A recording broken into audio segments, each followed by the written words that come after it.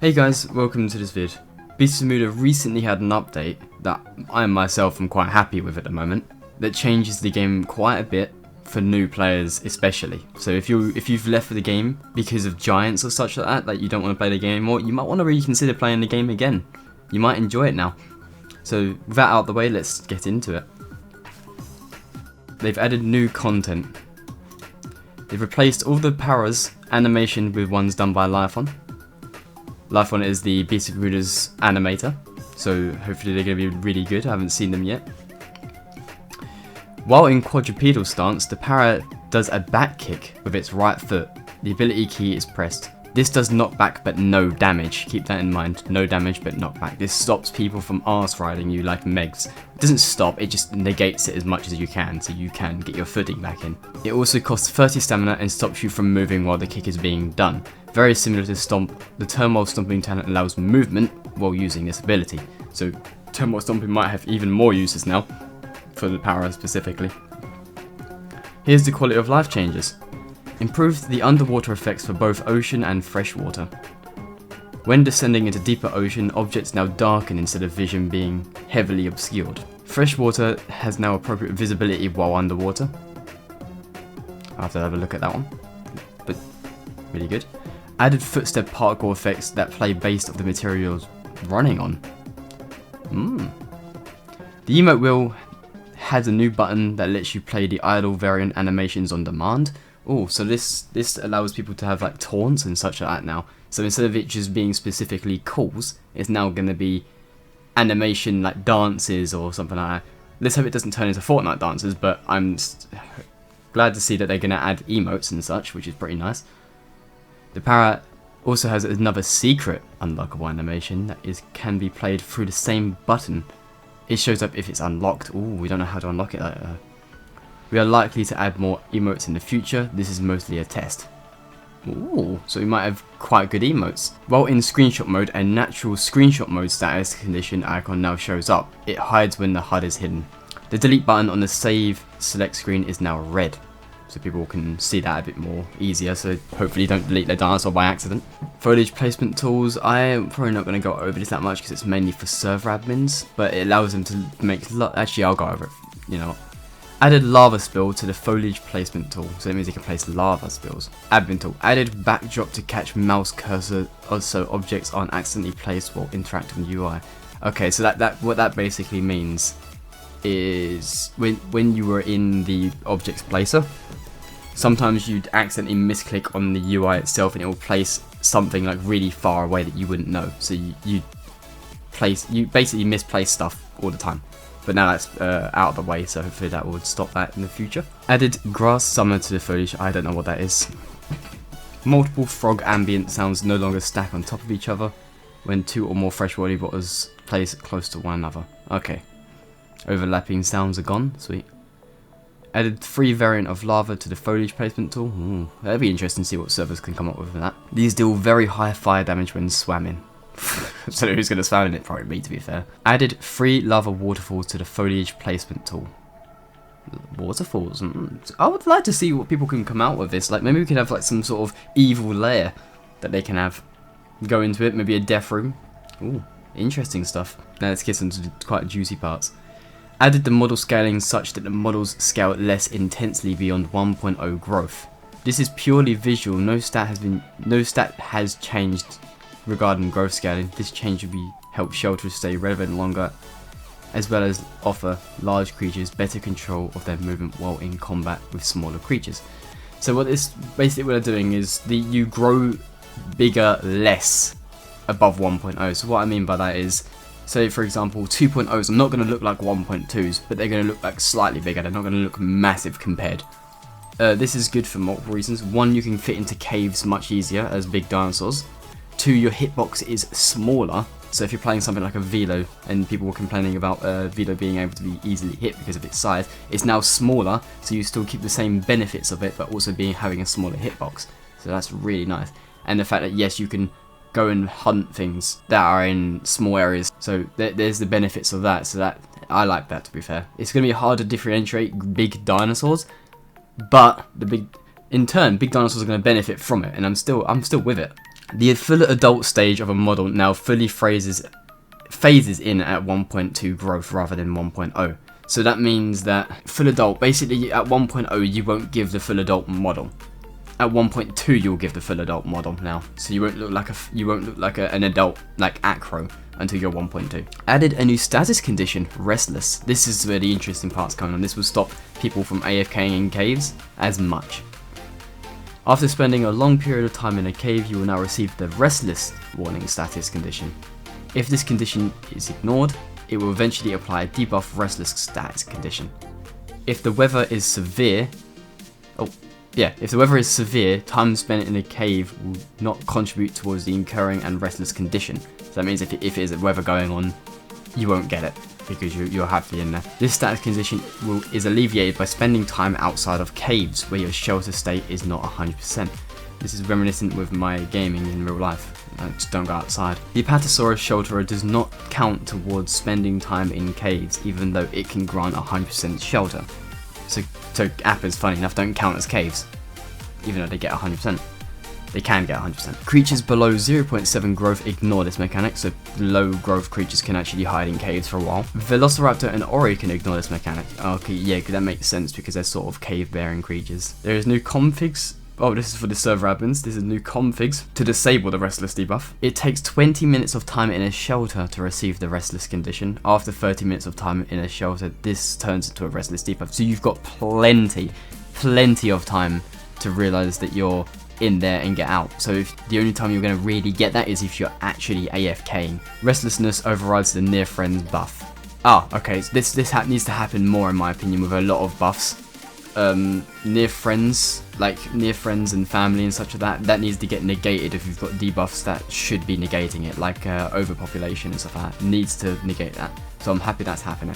Oh, this is a really good one. I've read this one already. Randomly generated eggs will now occasionally spawn around the map. These show up as abandoned eggs in the dino selection screen. The randomly generated eggs are created by choosing random creatures from the server's save profile, so you might even get the eggs from an amazingly overpowered dinosaur and producing offspring of them. This means players will get inherits and skins from those randomly selected creatures. They do not count as offspring, and the abandoned eggs have no valid mother or father. So that means you can take these eggs and still be considered a spawn, even though you are from an egg. So the people that only play spawn dinosaurs have a chance to have even more inherits than they already get without having to ask for eggs. But it's a gamble. It's a very big gamble because you might get really bad eggs from like barely mature mother and father. Both aquatic and terrestrial eggs will spawn. Aquatic eggs will instantly hatch and are otherwise invisible during gameplay, so you can't see these eggs. They're invisible and they will instantly hatch the second you select them. So they basically just spawn, but again, it's a gamble. It's not a complete benefit. This can be disabled in server configs. I don't know why you disable it. It'll be a nice feature to have. I hope server owners will keep that in. Added new config variable. Yep, this is new. This basically just allows the egg chance, like how often the eggs are going to spawn. Here comes the juicy stuff, the balance changes. Talents have been reset for this patch. I think that's been bugged. Many people have been telling me that's bugged. So this won't happen. You'll just have to negate some of the things. Second one, you can no longer travel faster than your sprint speed while in air. This breaks bunny hopping. So Megs can no longer bunny hop anymore. Thank fuck. Meg's bunny hopping was the main reason why it was annoying, because they just close distance so fast, and even creatures like Megalo, where they're meant to outrun them, completely got slaughtered by them because they just bunny jumped, and in my opinion was an exploit. Reduce the effectiveness of a stoic talent. I don't really know why, personally, but we'll see. I guess it's so patches can smack things across the map. Adjusted the rate at which players get talent points to spend, such that they get more talent points earlier on in life and get them more slowly later on. See, this is the biggest one. This is a very big yes. People are going to say no, and most of the time it's going to be the big ones that say no. Basically what it means is 1.2 dinosaurs, or even lower growth than that, will get more talent points than they already have before. I think it was like 31 points at 1.2 when you usually have 25, and the bigger you get, like a 2.0, you have less points now. This is good for a multitude of reasons. One is your dinosaur won't become completely busted compared to a 1.2. 1.2s can actually fire off against the 2.0 or even higher because of the talent point difference. Yes, they've still got an advantage, but not as much of one now. The 3.8 cap, which allows you to have every talent point available, is no longer a thing. That would be higher. And yes, people will say this increases the grind. No, because the grind shouldn't allow you to be growing this big. You should be enjoying the game and playing the game for fun and not trying to get big to enjoy the game.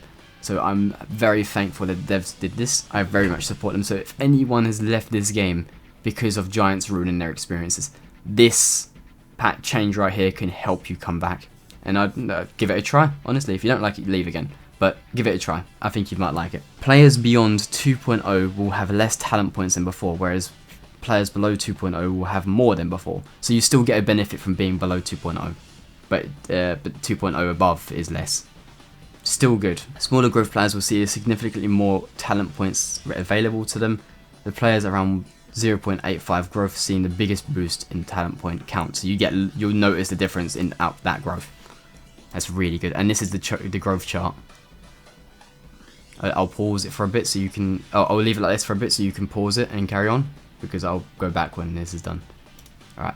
Oh, I've got to go back. Right. So let's improved Megaraptor air control such that it matches that of Patchy, Megalo, and Velo. So this allows them to be a bit more agile now, because before they'd jump and they wouldn't turn as much. Optimization. Eggs now take significantly less CPU usage on the server. That's good, because that means people get to spam eggs and be fine. With the bug fixes, I'm just going to leave them up like this so you can read them, because there's quite a few of them, and that's it. That's all of them. Obviously, my opinions on this patch, yes, I'm absolutely in favour of this one, and I might start playing Bob again because of this patch. I stopped playing Bob for a while because of how giants were ruining servers and clans and such, but with this patch that nerfs the giants and allows lower growth players to actually play the game, this encourages me to play it now. Again, I'm not completely against growth. I just don't like how powerful growth is. And I'm glad that they're taking a change to allow players that are either casual, new, or just play for fun can actually enjoy the game now, instead of just having to grow big to be viable. These changes are amazing, and I hope to see more like this in the future. But anyway, I hope you enjoyed, and I'll see you in the next video.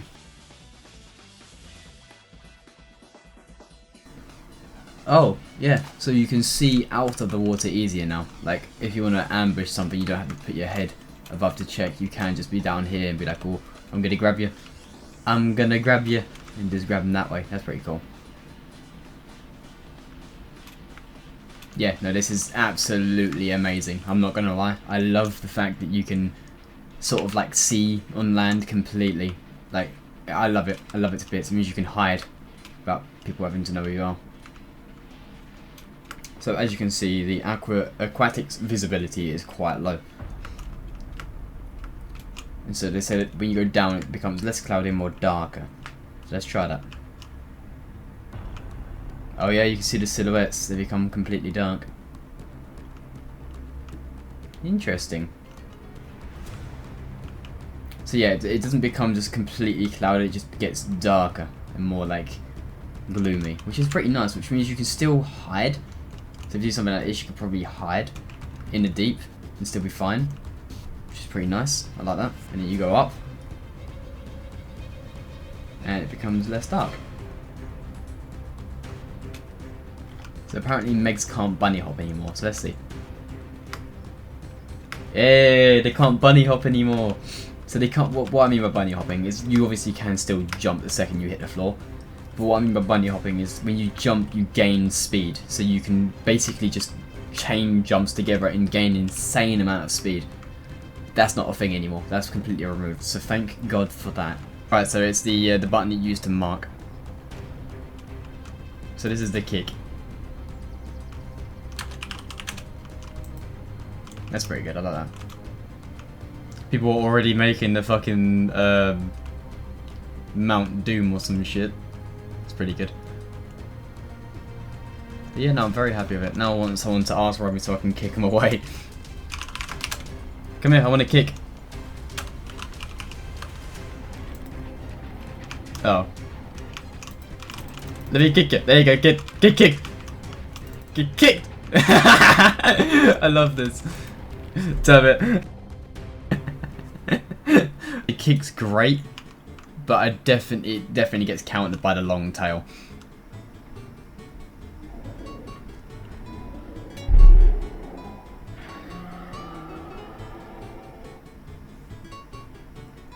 Oh my fucking god. Never have I seen a para fucking kill a make and just start twerking on it.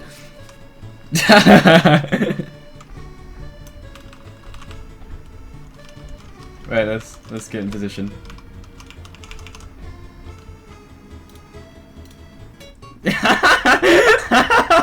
Fuck this game. I don't know why I'm fucking laughing at this. Oh my fucking god. I'm not gonna lie, it's like one of the best additions to the game. Just twerking on a fucking Rex. I'm gonna kick it and twerk on it, ready?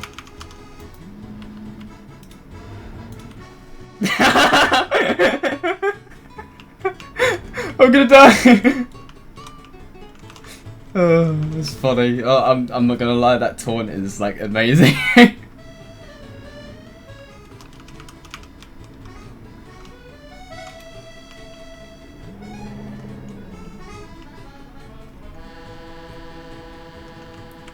He kicked the velo.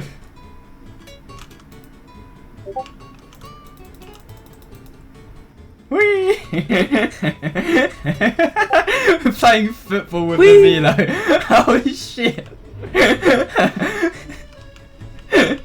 Get him! Kick the velo!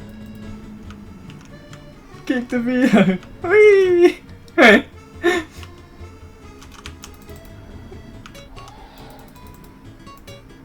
Whee! Oh my god, he fucking flew on that one! No, no, don't kill the velo, no! That's our football!